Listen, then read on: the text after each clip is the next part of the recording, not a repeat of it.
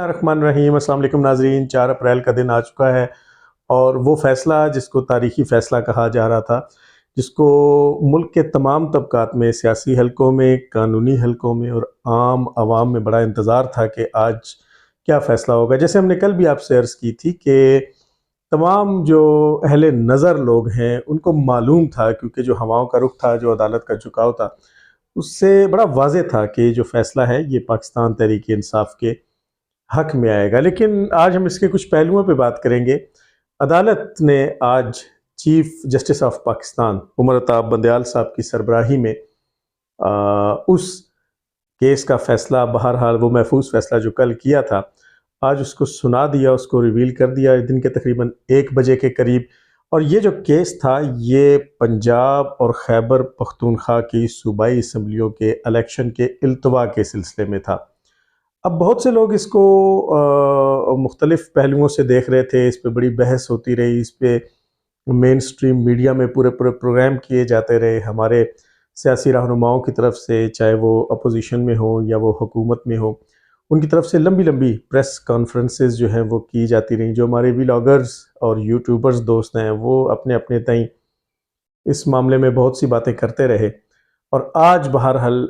Supreme court of Pakistan نے کہا کہ آلریڈی اس سارے تماشے میں 13 دن کی تاخیر ہو چکی ہے، تو اب 90 دن کو ہی بنیاد بنا کے بہرحال 14 مئی 2023 کو پنجاب اسمبلی کے جو انتخابات ہیں وہ کروائے جائیں گے، اور جو پختونخوا اسمبلی ہے اس کے انتخابات کو بھی اب باہمی مشورے سے حل کیا جائے گا، اور غالب امکان یہی ہے کہ سیم ڈیٹ کو پختونخوا اسمبلی میں بھی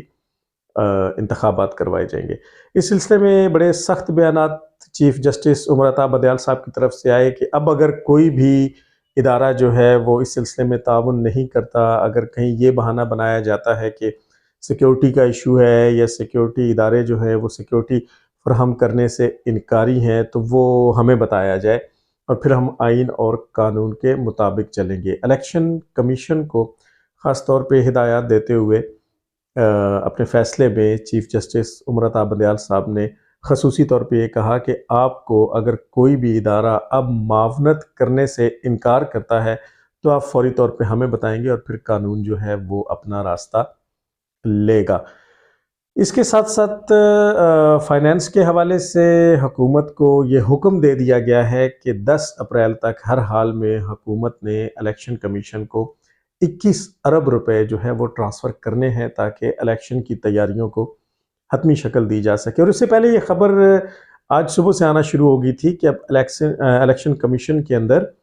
اس ممکنہ انتخابات کی تیاریوں کے جو مراحل ہیں اس کی پریکٹس جو ہے، اس کے کئی مدارج ہیں۔ یہ ٹوٹل 11 مدارج ہیں، جس میں تقریباً 6-7 مدارج جو ہیں وہ آلریڈی طے ہو چکے ہیں۔ اس میں ووٹر لسٹیں بنانا اور اس میں جو اپنے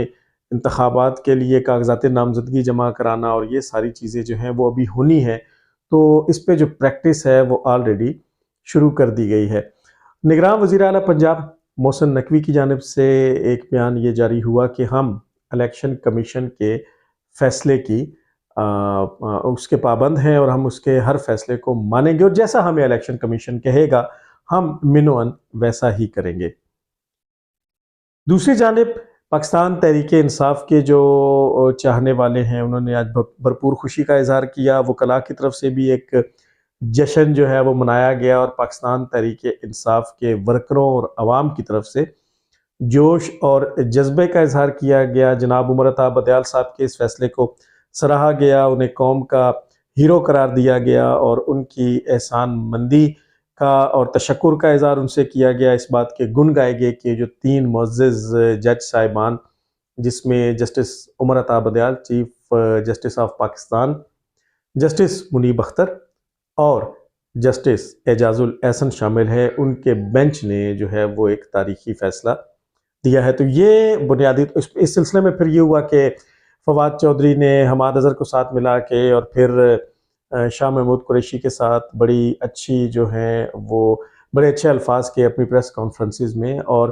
بہرحال وہ لوگ اب اس بات کی توقع رکھتے ہیں کہ وفاقی حکومت جو ہے وہ اس فیصلے پہ عمل کرتے ہوئے الیکشن کا انعقاد 14 مئی کو کروائی گی۔ اور جیسے ہم پہلے مختلف جگہوں پہ آپ سے یہ بات گزارش کر چکے ہیں کہ اس بات میں کوئی دو رائے نہیں کہ اس وقت جو اسٹریٹ پاور ہے، جو پاپولیرٹی ہے، وہ عمران خان صاحب کی ہے، وہ پاکستان تحریک انصاف کی ہے۔ اور اگر واقعی، میں نے کچھ دن پہلے بھی اپنی ایک ویڈیو میں آپ لوگوں سے یہ ذکر کیا تھا کہ الیکشن جب بھی ہوں، وہ 14 مئی کو ہوں، وہ 2023 میں ہوں، 24 میں ہوں، 25 میں ہوں، جب بھی ہوں، اگر پاپولیرٹی کی صورتحال یہی رہتی ہے اور عوام کا والہانہ پن جو ہے وہ خان صاحب اور پاکستان تحریک انصاف کے ساتھ بالکل اسی طریقے سے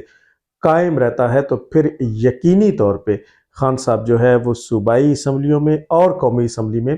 بڑے مارجن سے 2/3 میجورٹی کے ساتھ جیتیں گے، اور اس مرتبہ وہ لازماً اس پوزیشن میں ہوں گے کہ وہ اپنے من چاہی قانون سازی بھی کر سکیں،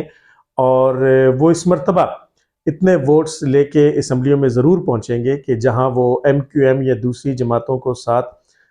بطور اتحادی ملانے کے بھی شاید ان کو ضرورت نہیں پڑے گی، اور نہ ہی وہ کسی قسم کی بلیک میلنگ کا شکار ہوں گے۔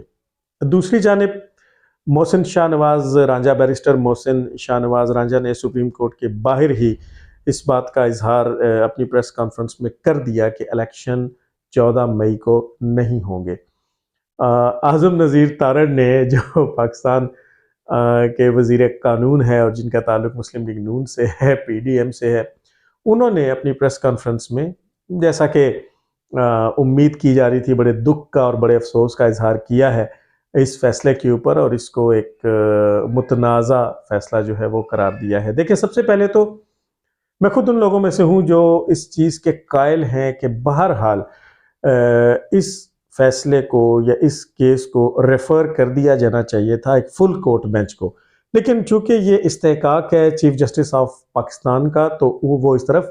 نہیں گئے اور انہوں نے اس کو 3 رکنی بینچ تک ہی محدود رکھا، اور بہرحال آج ایک بڑے دبنگ انداز میں جو یہ فیصلہ ہے وہ سنا دیا ہے۔ اب اس میں صحافتی حلقوں میں مختلف قسم کی چہ میں گوئیاں ہو رہی ہیں۔ جو ٹرولنگ بریگیڈ ہے پاکستان تحریک انصاف کی، انہوں نے اپنے ٹرولز کا آغاز کر دیا ہے۔ اس میں فوج کے اوپر بھی بڑی باتیں کی جا رہی ہیں، اور یہاں تک کہا جا رہا ہے کہ تمہارے ٹینکوں پہ جو ہے وہ بدیال اب چڑھ گیا ہے، تو اب مارشل لا لگا کے دکھاؤ۔ البتہ رانا ثناء اللہ کی طرف سے یہ بات آج دوبارہ دہرائی گئی کہ حکومت کے پاس ایمرجنسی اور مارشل لا جو ہے اس کا آپشن موجود ہے۔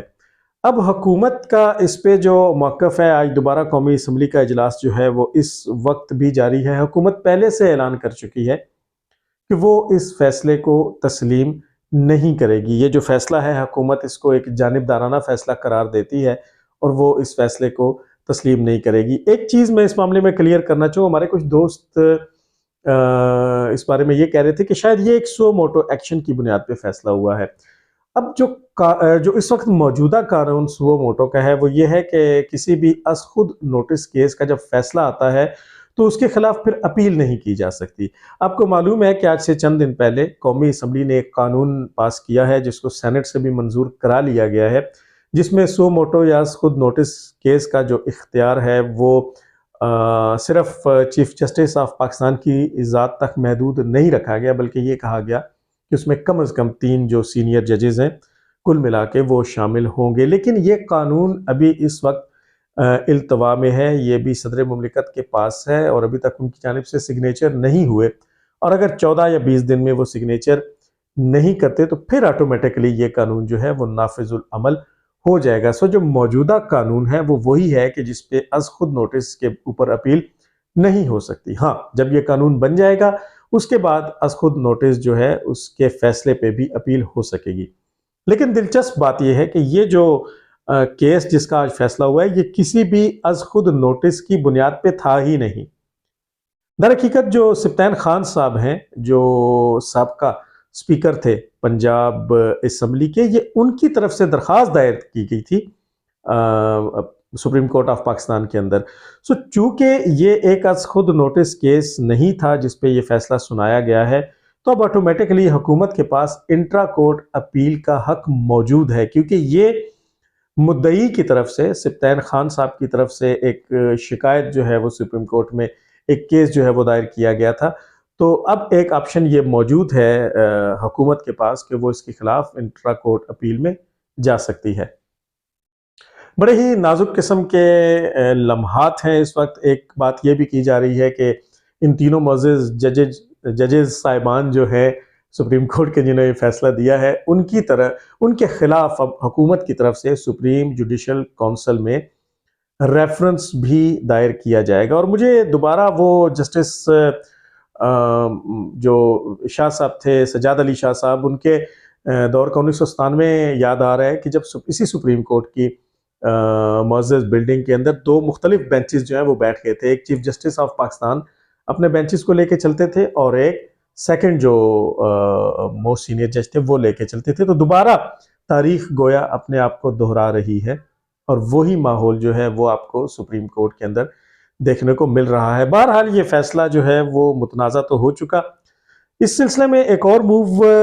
جو سپریم کورٹ کے چیف جسٹس صاحب کی طرف سے لی گئی، وہ یہ کہ عشرت علی نام کا جو رجسٹرار، جس کے بارے میں کل جس کو ایک لیٹر لکھا گیا تھا قاضی فائز عیسیٰ صاحب کی طرف سے کہ آپ اپنے عہدے کو چھوڑ دیں، اور اس میں بہت سی باتیں کی گئی تھیں جس کا ہم نے پچھلے ویلاگ میں ذکر کیا تھا، اور پھر رات کو وفاقی کابینہ نے اس کے چارج چھوڑنے کی منظوری بھی دے دی گئی تھی۔ اس کو آج باقاعدہ آرڈر کے تحت عمر عطاب بندیال صاحب نے ریلیز ہونے سے رکنے کا حکم دے دیا ہے کہ فی الحال آپ ہی اپنی خدمات کو یہاں سر انجام دیں۔ اچھا، ایک فیصلے کا ذکر، ایک بڑی دلچسپ صورتحال یہ ہے کہ آج کے فیصلے میں چیف جسٹس عمر عطاب بندیال صاحب نے وہ حافظ قرآن کے 20 نمبروں والا جو کیس تھا، جو کہ قاضی فائز عیسیٰ کی جانب سے جو ایک کیس سنا گیا تھا، اور اسی کیس کے سماعت کے دوران انہوں نے اس کیس کو، کہ جس کا فیصلہ آج اس 3 رکنی بینچ نے دیا ہے، انہوں نے خارج کر دیا تھا، اور اسے انہوں نے 4-3 کا فیصلہ قرار دیا تھا۔ آج اپنے فیصلے کے اندر جسٹس عمر عطاب بندیال نے کہا کہ وہ ایک اقلیتی فیصلہ تھا، سو اس فیصلے کا اس آج کی سماعت سے کوئی تعلق نہیں، اور اس کو مسترد کیا جاتا ہے۔ لیکن دوسری جانب اس فیصلے کے یا اس بات کے چند ہی منٹوں کے دوران ودن منٹس جو ہے وہ بندیال صاحب نے اسی کیس کے اوپر دوبارہ سے ایک نیا بینچ تشکیل دیا، اور اس بینچ کی سربراہی دوبارہ جسٹس اعجاز الاحسن کو دے دی، اور اس کے اندر جسٹس منیب اختر بھی شامل ہیں، جسٹس عائشہ ملک جو واحد خاتون جج ہیں سپریم کورٹ آف پاکستان کی، وہ بھی اس میں شامل ہے، اور 3 مزید معزز جج بھی اس میں شامل ہیں۔ اور انہوں نے اس کو پھر ٹیک اپ کیا آج 2 بجے، اور پھر انہوں نے اس کو بھی نمٹا دیا اور اس کو غیر مؤثر قرار دے دیا۔ دلچسپ بات یہ ہے کہ اس فیصلے کے اوپر یہ جو بینچ بنایا گیا تھا 6 رکنی، اور جس میں یہ سارے ججز شامل تھے، اور جو جسٹس فائز عیسیٰ کے اوپر تھا، ان کے فیصلے کے اوپر تھا، اس کا جو نوٹیفیکیشن جاری کیا گیا جس رجسٹرار کی جانب سے، وہ وہی متنازع رجسٹرار عشرت علی تھا، اور اسی کے سگنیچر سے اس کو جاری کیا گویا۔ ایک جو صورتحال ہے وہ اتنی سب اچھا ہے کہ صورتحال سپریم کورٹ کے اندر نہیں ہے، اور اب جو تحریک انصاف کی جانب سے یا اس فیصلے کے حامی حلقوں کی جانب سے جو یہ کہا جا رہا ہے کہ جیسے سب اچھا ہو گیا، اور بس اب یہ ہوگا کہ 14 مئی جو ہے وہ الیکشن کا دن ہوگا، ایسا نہیں ہوتا نظر آ رہا۔ اور اب حکومت میں، جیسے میں نے پہلے بھی آپ سے ذکر کیا تھا کہ بڑے سخت بیان سامنے آئے تھے مسلم لیگ نون کے رہنماؤں کی جانب سے، جس میں رانا ثناء اللہ کی جانب سے بڑے سخت بیانات آئے تھے، خواجہ سعد رفیق کی جانب سے یہاں تک کہہ دیا گیا تھا کہ ہم اس ملک میں جوتے کھانے کے لیے پیدا نہیں ہوئے، تو ہم اب کچھ نہ کچھ ہو کے رہے گا۔ اور رانا ثناء اللہ نے تو یہاں تک کہہ دیا تھا کہ اب یا یہ رہیں گے اور یا ہم رہیں گے۔ تو اب اس کی ایگزیکیوشن میں حکومت کیا کرے گی، کیسے کرے گی، یہ گتھی اتنی آسانی سے سلجھتی ہوئی نظر نہیں آتی، اور نہ ہی اس معاملے کو اتنی آسانی سے ختم ہوتے یا کسی آر یا پار لگتے دیکھا جا سکتا ہے، کیونکہ اب نہ صرف یہ کہ سپریم کورٹ اور حکومت کے درمیان ایک محاذ آرائی جو ہے وہ ہو چکی ہے، بلکہ سپریم کورٹ کے اپنے اندر سے جو ہے وہ ایک محاذ آرائی کی صورت جو ہے وہ سامنے آ چکی ہے۔ اور اس میں دلچسپ بات یہ ہے کہ بے شک جسٹس عمر عطاب بندیال صاحب نے اپنی پاورز کا استعمال کیا ہے جو ان کے پاس ہیں، اور ظاہر ہے کہ جسٹس جو ہے وہ ہر حال میں، چاہے وہ ایک جونیئر جج ہو یا چیف جسٹس آف پاکستان ہو، وہ قانون کا اور آئین کا پابند ہے، اور قانون اور آئین جو ہے وہ یہی کہتا ہے کہ جب آپ کے پاس ایک نگراں حکومتیں آ جاتی ہیں، ایک اسمبلی تحلیل ہو جاتی ہے، پھر 90 دن کے اندر اندر آپ نے انتخابات کروانے ہیں، تو چیف جسٹس صاحب کو اگر ہم ایک لمحے کے لیے فرض کر لیتے ہیں کہ ان کا جھکاؤ کسی خاص جماعت کی طرف نہیں ہے، تو بہرحال قانون اور آئین بھی ان کو مجبور اسی فیصلے پہ کرتا ہے کہ 90 دن کے اندر بہرحال انتخابات جو ہیں وہ ہونے چاہیے، لیکن قانون کی انہی شکوں میں کچھ مزید گنجائش بھی ایز پر دا سرکمسٹانسز، حالات کے تناظر میں جو ہے وہ موجود ہے، جس کا سہارا بہرحال چیف جسٹس آف پاکستان عمر عطاب بندیال صاحب کی جانب سے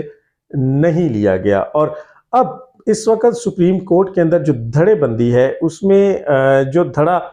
معزز چیف جسٹس آف پاکستان کا ہے، اس میں صرف جسٹس اعجاز الاحسن اور منیب اختر شامل ہیں۔ سو یہ ایک اقلیتی دھڑا ہے، آلدو کہ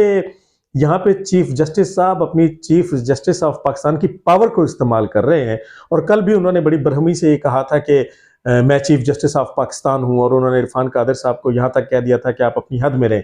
قادر صاحب بھی سخت طبیعت کے آدمی ہیں، انہوں نے بھی جواباً یہ کہا کہ میں تو اپنی حد میں ہوں، لیکن آپ اپنی حد سے باہر جا رہے ہیں۔ اس پہ چیف جسٹس نے کہا کہ میں آپ کو جواب دہ نہیں ہوں۔ عرفان قادر صاحب نے مکالمے میں